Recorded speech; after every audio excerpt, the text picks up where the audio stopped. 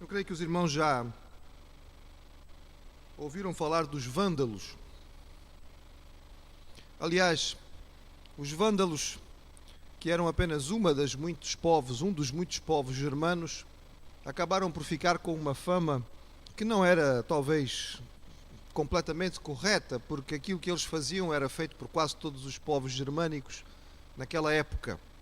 Mas os vândalos ficaram famosos de tal maneira que hoje nós temos até uma forma de falar a respeito deles, mesmo que não tenhamos um grande conhecimento sobre quem eles foram.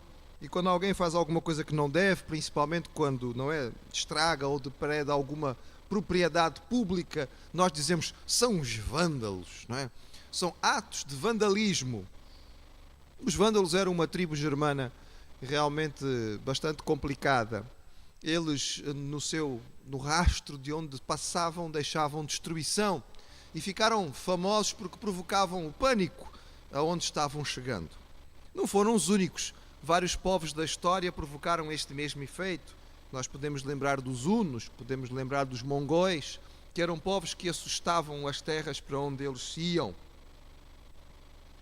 No fim de agosto do ano de 430 da nossa era, um exército com cerca de 80 mil vândalos cercou a cidade de Hipona. O seu bispo, aquele homem que era responsável pela direção espiritual dos cristãos daquela cidade, era um homem já idoso. E antes que os vândalos chegassem, foi-lhe dada a oportunidade de fugir. E a sua resposta foi: o servo do Senhor não foge. Eu aqui estou e sou responsável por esta comunidade e aqui ficarei. E naqueles dias em que os vândalos se aproximavam, ele fez uma revisão de muito daquilo que ele tinha escrito nos últimos 20 anos e reiterou nos últimos dias da sua vida, porque foi o fim da sua vida, a sua alegria e a sua satisfação em Deus. E nós podemos perguntar, irmãos, como é possível alguém falar sobre alegria e satisfação quando há uma horda de bárbaros do lado de fora das portas? O mundo inteiro vive em busca da alegria e da felicidade. Um dos documentos mais importantes da história da humanidade, a Declaração de Independência dos Estados Unidos, cita logo no seu segundo parágrafo que todos os homens são criados iguais, sendo-lhes conferidos pelo seu Criador certos direitos inalienáveis, entre os quais se contam a vida, a liberdade e a busca da felicidade. Este documento, que foi base para a independência americana e que também serviu como rastilho para a Revolução Francesa, trouxe a ideia de que é um direito humano a busca da felicidade. E o homem busca essa felicidade. E como? Como a tem buscado? Como a busca o homem nos tempos em que nós vivemos? Busca essencialmente nos bens materiais, nos prazeres físicos, na riqueza, no dinheiro, nas posses, na fama.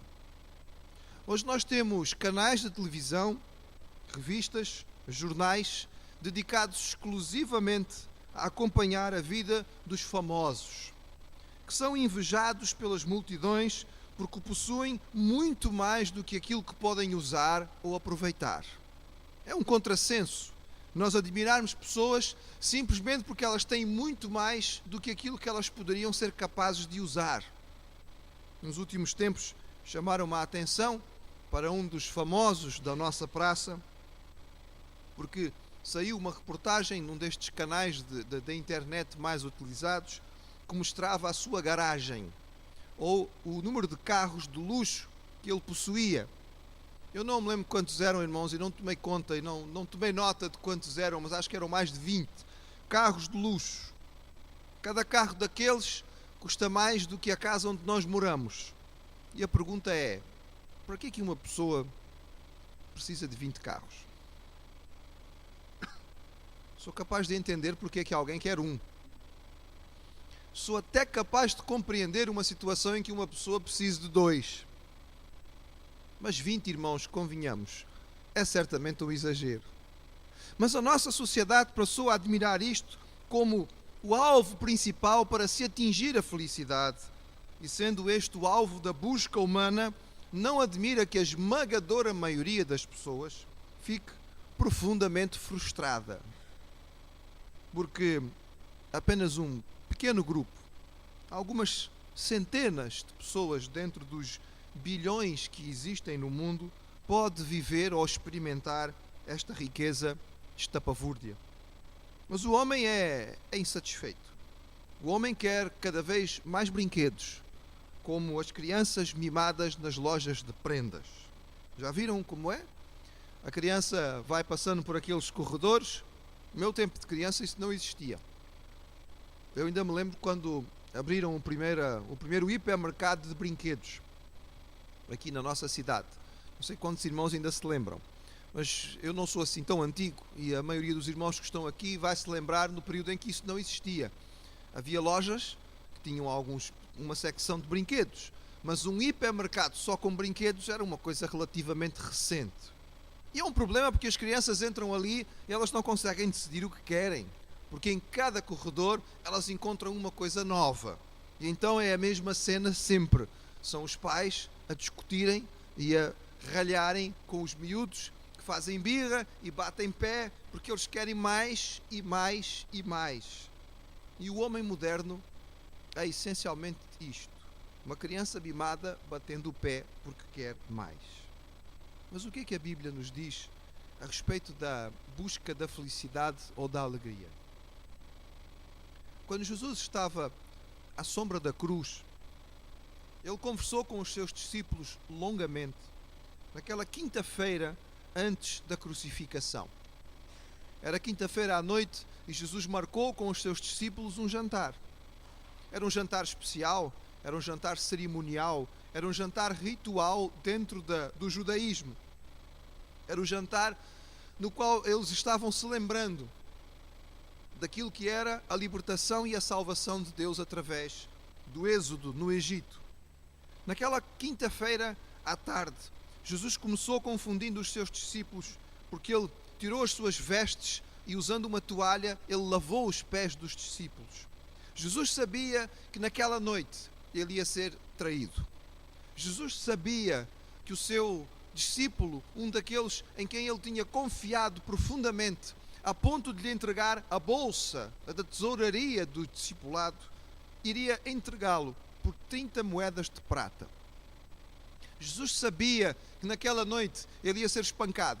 Ele sabia que naquela noite ele ia ser apresentado a um tribunal injusto, incorreto. A lei dizia que o tribunal não podia fazer um julgamento à noite e Jesus foi julgado durante a madrugada. Ele sabia que havia falsas testemunhas preparadas contra ele. Ele sabia que ia ser torturado. Jesus sabia que no dia seguinte, pela manhã, ele ia ser crucificado e morrer a morte mais atroz da história da humanidade. Porque não apenas ele foi crucificado e sofreu fisicamente, mas ele sofreu moral e espiritualmente pelos nossos pecados. Mas nesta noite, em que Jesus sabia de tudo isto, ele disse coisas impressionantes aos seus discípulos, como por exemplo: tenho-vos dito estas coisas para que o meu gozo esteja em vós e o vosso gozo seja completo. Outra vez vos verei e o vosso coração se alegrará e a vossa alegria ninguém poderá tirar. Pedi e recebereis, para que a vossa alegria seja completa. Deixo-vos a minha paz vos dou. Não vos a dou como o mundo a dá. Não se turbe o vosso coração, nem se atemorize. No mundo tereis aflições, mas tende bom ânimo. Eu venci o mundo. Na véspera da tortura, irmãos, se Jesus não soubesse o que ia acontecer, nós poderíamos dizer: estava enganado. Se nós não soubéssemos o que ia acontecer, se Jesus não soubesse o que ia acontecer, talvez pudéssemos dizer: ele ainda estava sob o efeito do domingo, quando as multidões o aclamaram. Mas Jesus tinha plena consciência da cruz. E sob a sombra daquela morte atroz, ele foi capaz de falar sobre gozo, alegria, satisfação, paz, bom ânimo e vitória. Jesus podia falar disto diante da tortura e da morte, e ele falou aos seus discípulos que lhes transmitia a sua paz e a sua alegria. Mas talvez alguém possa dizer: mas pastor, isto era Jesus.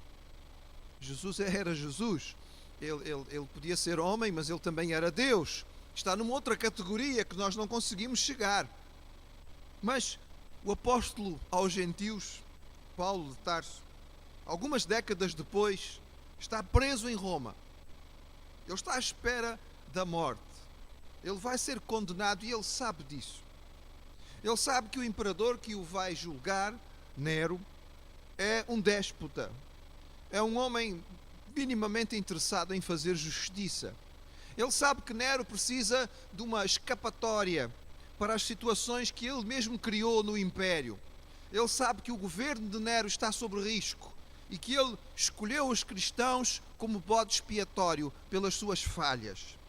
Ele sabe que a probabilidade maior que existe é que o seu julgamento seja sumário e a sua execução seja rápida.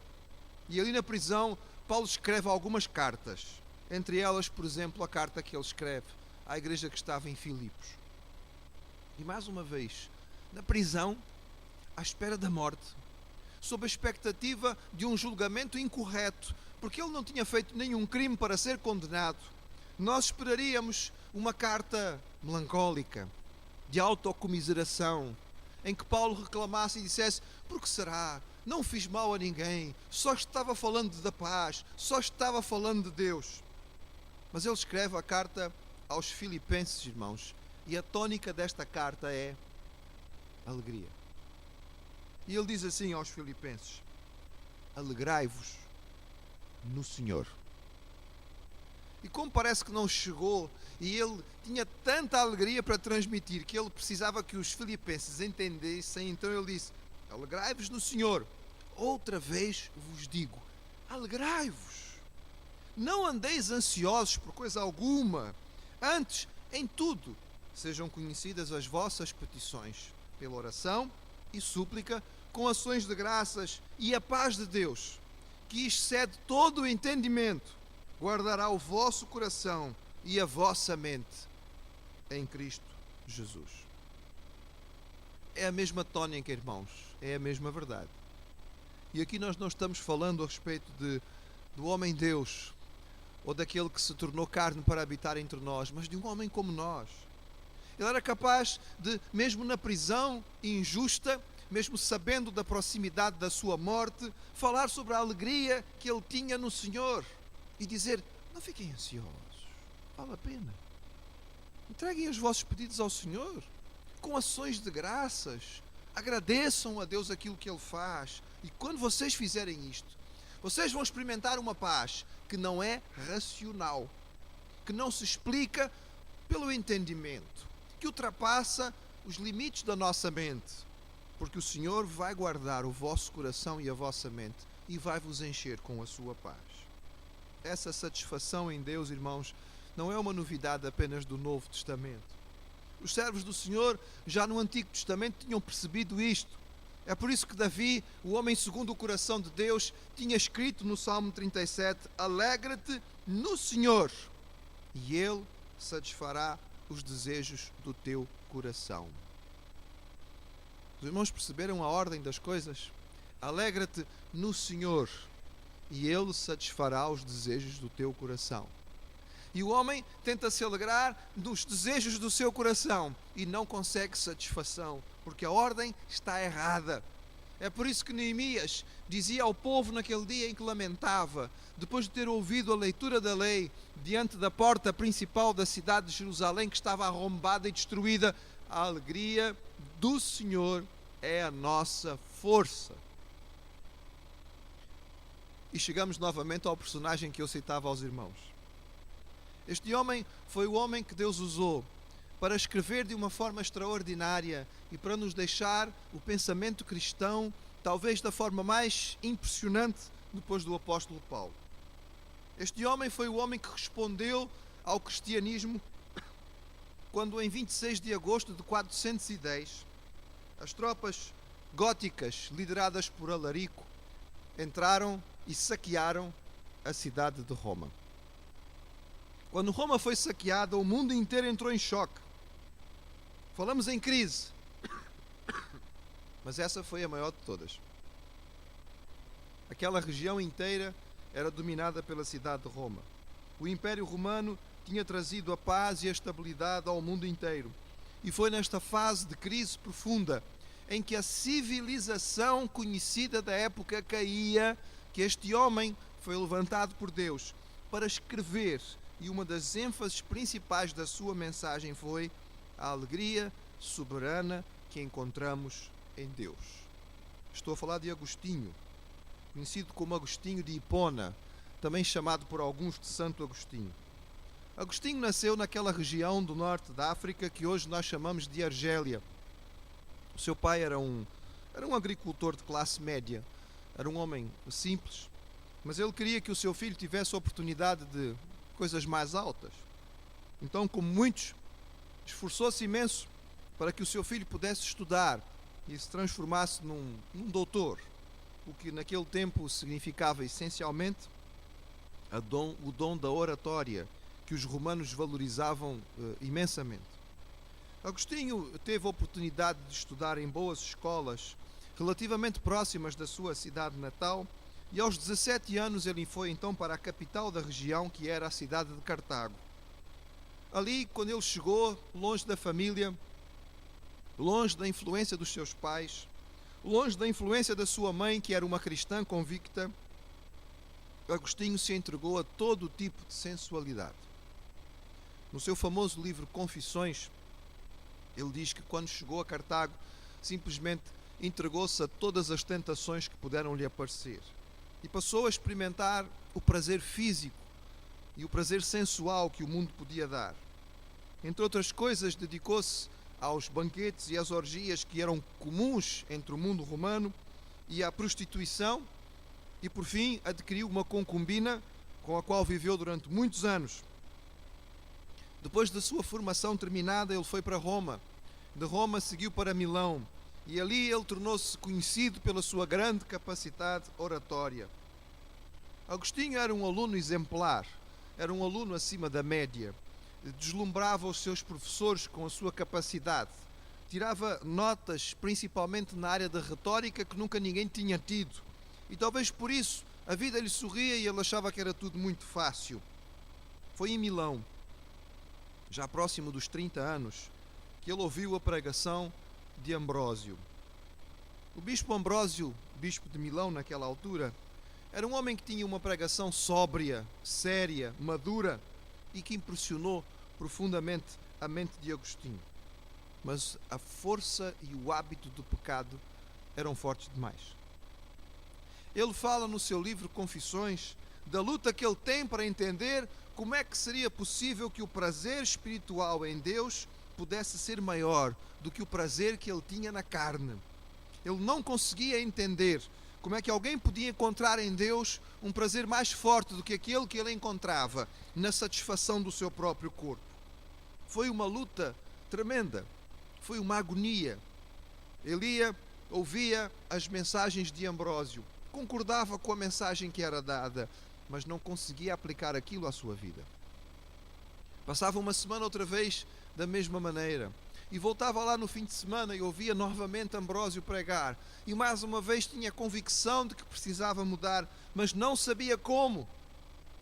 Finalmente um dia, em profunda agonia, no jardim da sua casa, ele pede a Deus que fale com ele, que lhe dê uma explicação clara, que lhe mostre de uma forma direta aquilo que ele devia fazer. Quero que os irmãos abram as suas Bíblias e vejam a resposta que ele recebeu do Senhor. O texto está na carta de Paulo aos Romanos, no capítulo 13.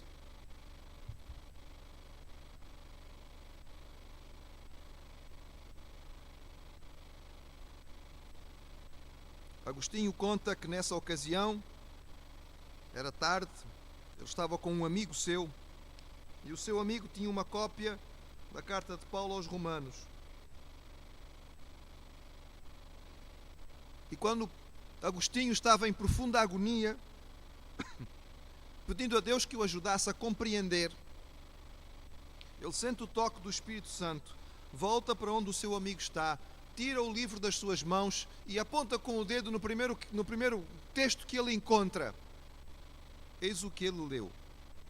Romanos, capítulo 13, versos 13 e 14. Diz assim: andemos honestamente, como de dia, não em glutonarias, nem em bebedeiras, nem em desonestidades, nem em dissoluções, nem em contendas e inveja, mas revesti-vos do Senhor Jesus, e não tenhais cuidado da carne em suas concupiscências. Irmãos, em mais de 20 anos de ministério, quero vos dizer que nunca usei este texto para pregar um sermão evangelístico. Porque dificilmente um pregador usaria este texto no nosso tempo para tentar chamar a atenção do pecador. Certamente as pessoas diriam: pastor, para ganhar as pessoas para o Senhor tem que usar uma coisa mais suave, tem que apelar para o amor de Deus, para o cuidado de Deus, para as bênçãos. Não venha falar sobre o pecado desta maneira, porque assim não funciona. Mas, irmãos, a palavra de Deus é completa. E quem somos nós para mudar algo que foi inspirado pelo Senhor? E este foi o texto, depois de tudo o que ele tinha ouvido, que o Senhor usou para tocar o seu coração, e naquele dia Agostinho se entregou à graça de Deus. Ele foi batizado em Milão por Ambrósio e voltou à África para estabelecer um pequeno mosteiro com os seus amigos. Ele fez voto de pobreza e de castidade. Aquele homem que até aos 30 anos tinha vivido na profunda sensualidade, a partir dali viveu sem qualquer tipo de contato físico. Ele escolheu a sua cidade, Hipona, porque a cidade de Hipona já tinha bispo. E a preocupação de Agostinho era, com a sua capacidade de retórica, ele pensou: se eu chegar num lugar onde não há um bispo, ouvirem-me pregar, são capazes de querer me apanhar para fazer esta função, e eu não quero. Quero dedicar a minha vida à contemplação, à meditação, ao estudo da palavra, dentro do mosteiro. Então ele levou o seu grupo de amigos para a cidade de Hipona, porque Hipona já tinha um bispo que já era até bastante conhecido. Mas a história dá voltas, e o Senhor tem os seus planos. E o plano de Agostinho não funcionou. E pouco depois ele foi escolhido como pregador, e depois como pároco, e por fim como bispo de Hipona.